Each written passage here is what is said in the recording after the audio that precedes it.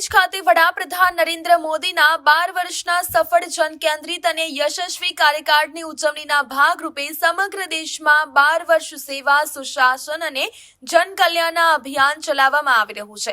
આ અભિયાન અંતર્ગત 158 કામરેજ વિધાનસભા વિસ્તારમાં આવતા વાલક પાટિયા ખાતે ઇન્ફિનિટી બાગ, પેરેડાઇઝ ફાર્મની સામે અને જમનાબા ભવનની પાછળના વિસ્તારોમાં એક ભવ્ય સ્વચ્છતા અભિયાનનું આયોજન કરવામાં આવ્યું હતું। કામરેજના ધારાસભ્ય અને રાજ્યના આરોગ્ય મંત્રી પ્રફુલ પાનસેરિયાની પ્રેરક ઉપસ્થિતિમાં આ કાર્યક્રમ યોજાયો હતો।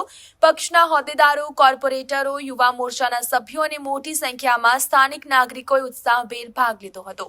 ભારતના સ્વચ્છતા અભિયાનમાં આદરણીય નરેન્દ્રભાઈ મોદી સાહેબે પહેલ કરાવી આજે ભારત સ્વચ્છ થઈ ચૂક્યું છે ને થઈ રહ્યું છે। સ્વચ્છતા એ પહેલો આપણો મંત્ર હોવો જોઈએ, જેથી કરીને એક સુઘડ વાતાવરણથી તંદુરસ્ત સમાજનું નિર્માણ થાય।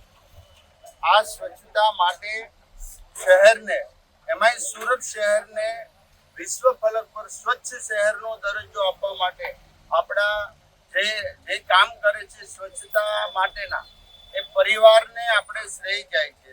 આ કામ કરનારા તમામ પરિવારજનોને આજે આ કાર્યક્રમ નિમિત્તે આપણે સૌ સન્માન કરીએ છીએ, એમને ઇજ્જત કરીએ છીએ, એમને સેલ્યુટ કરીએ છીએ, કારણ કે એમના દ્વારા સુરતને દુનિયામાં ઓળખ થઈ છે।